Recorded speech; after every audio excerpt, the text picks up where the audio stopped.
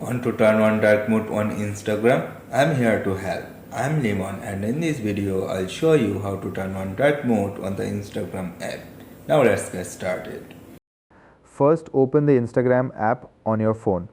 Right now this is the usual interface which is in light mode.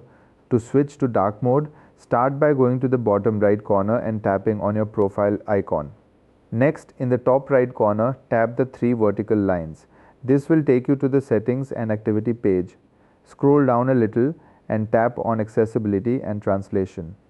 Here you'll see an option called dark mode. Go ahead and click on it. Now you have a couple of choices. You can select system settings, which will match Instagram to your phone's dark mode if it's already enabled.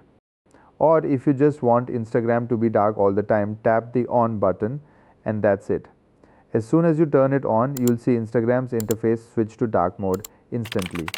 And that's how you turn on dark mode in the Instagram app.